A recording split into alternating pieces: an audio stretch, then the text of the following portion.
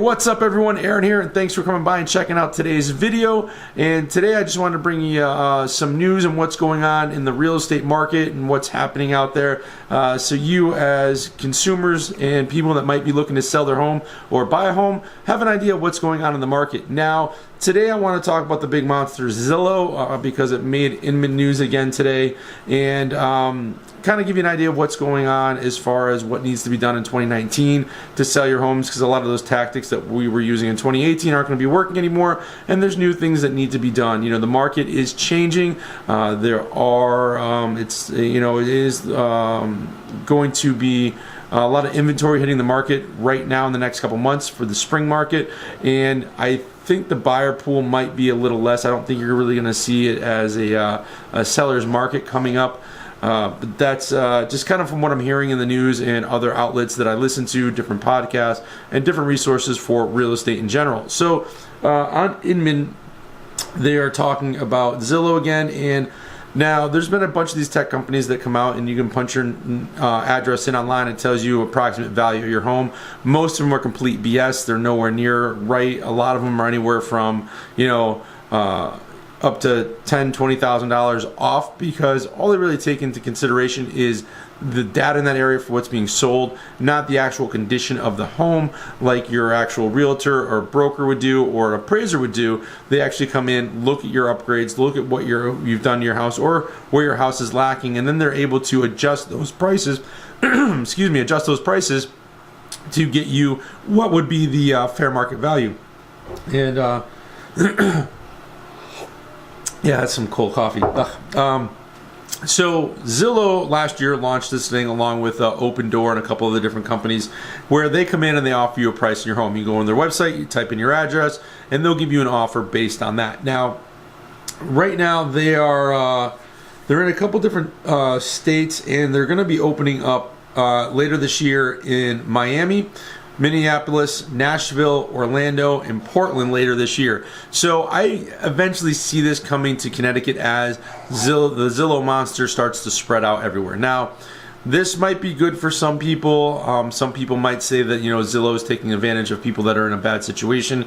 However, I think that if you were looking at something like this as a consumer, as somebody looking to sell their home, you'd be better off working with a local investor or a real estate agent, myself, who knows other investors or who invest themselves and can show you maybe a different way of selling your home or a better offer than what you're going to be getting with something like Zillow or Open Door, or I think even Redfin's doing it now. But basically what they're going to do is they're going to, let's say your home's worth $100,000, they may offer you somewhere between 75 and 80, and they're going to put in maybe some carpet paint, put it back on the market for the top of the value or close to that, maybe 10% under, for a quicker sale. And in the real estate investing world, a lot of investors do stuff like that, and they call getting a property rent ready. So they might buy a foreclosure, a pre-foreclosure that's in fairly decent condition, and it just needs carpet paint, and that's about it, and then just a real good overall cleaning. And it's not perfect, it's not HGTV quality, but again, you're getting into a home usually less than fair market value, and it's no different than if you're going to rent a place and the landlord comes in or the management company comes in and puts in new carpet or cleans the carpet and paints the place. So it's it's functional, it's livable, but it may not be the Taj Mahal, so to speak, in your area. So that's what Zillow's doing right now. There's a few other companies doing that, and I feel personally that kind of isn't necessarily the best thing for any of my clients or other people that might be in a tight situation. There are plenty of investors out there, plenty of people that buy homes, sell them at a discount, that come in and fix them up or get them rent ready. Zillow's not doing full guts. They're not doing full rehabs. They're just looking for that quote unquote diamond in the rough. and something they can put a little bit of money into and then get it back on the market. So that might be good for some people, but again, there are other alternatives out there that I think people need to be aware of, that may not necessarily be in the real estate industry and understand the different avenues that they have in order to sell their home. Now, coming into 2019, I've met with a few sellers already that have had their home on the market. It didn't sell in 2018. A lot of inventory came off in the first of the year. Now that's slowly starting to trickle back on. And here's the problem. Interest rates are starting to go up a little bit. And homeowners, for some reason, I just don't, maybe it's because, as real estate agents, we do a lot of transactions and we don't have that emotional connection to a property. But the homeowner might say, hey, listen, I understand, Aaron, what you're saying. I understand your data. Your CMA looks really good, and your comparative market analysis. I understand that this is what you feel the home was worth, let's say $200,000. But, we've made these upgrades, and we really think that we can get, $265 for the home. Now, that's always a hard discussion with somebody because they might have put in granite countertops or stainless steel appliances, but nobody else in that neighborhood has that, and they've kind of over improved their home for the area, and that's a big problem. And there's really not much we can do about that. All the marketing in the world's not going to sell a home. Really, it's the price and what the market's going to dictate that price to be.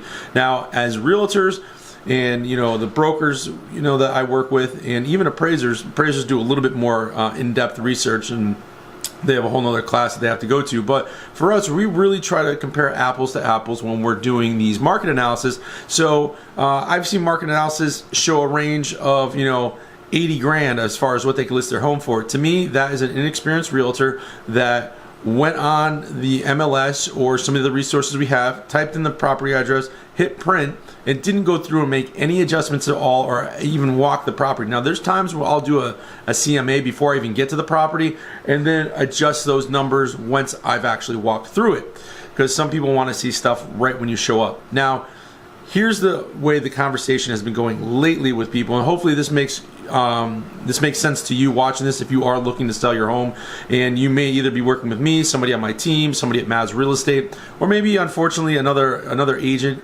Hopefully not, but keep this in mind. If you have stock, and most of us have stock in something, whether it's Netflix, Google, some type of IRA that's aggressive growth stock, mutual fund, something along those lines. Let's just say, for example, you have Netflix stock, and Netflix stock is trading at, I don't have no idea what it's trading at right now. Let's say $200, and sorry about that. Phone was going off. Client. So let's say you have the stock at $200, and you call your broker up and you say, "Hey, listen, man, I want to sell my Amazon stock, but I want to sell it for $850." That's not going to happen. He'll say, "Sure, we could put it out there for sale. It might take 3 or 4 years to sell it, but that's not what the current market price is. The current market price is $200. So you might have bought it at $100, and now it's worth $200. You can sell it for that, and not much more over that." And most people don't look at their house like a stock, and that's basically what it is. You're hopefully bought it at a good price, because you make your money in real estate when you buy, not when you sell. So hopefully you bought it at a good price, and now you're looking to sell it, and the market might say, "Hey, listen, this house is worth $200,000, and that's it." Homes that are exactly the same, very comparable to this one. Maybe the one has an updated bathroom and the other one has an updated kitchen, but mostly it's apples to apples. They're all selling in 70 days at $200,000. Now you come along and you're like, "Well, I feel my house is worth more. We've been here longer." Maybe you bought it in 05, 05 or 06 right before the market tanked, and you paid way too much for it. And we still see that now, where people have been in the homes and they paid too much, and it hasn't necessarily gotten back up to that amount. If your home's worth $200,000, sell it at the $200,000. Don't put it on the market for anything more than what your realtor suggests, the appraiser suggests, or maybe a broker came by and did a broker's price opinion on it, because you need to take into consideration, and not a lot of people do this, taxes, insurance, mortgage payments. Now, if your house is paid free and clear, you don't owe anything on it except for taxes and insurance, you can maybe put it up for a little bit more because your holding costs aren't going to be as much. And what you need to look at is, okay, if I list it for, I tell the agent, nope, we're putting it on for $275,500 or whatever their number is, and now it's sitting on the market for maybe 3-4 months longer than it should, based on the numbers of the sales and the average, man, my voice today, the average time on market. You need to look at what those costs are going to be, because now not only are you dragging out the listing, and now you've missed that window of opportunity when it first hits the market to really generate a buzz about it. Now people are going to start thinking, oh, this property's been on the market for a while, there's got to be something wrong with it. Mold in the basement, crumbling foundation, leaky roof, what have you, or it's just really dated on the inside and the pictures don't show it because they were photoshopped to death.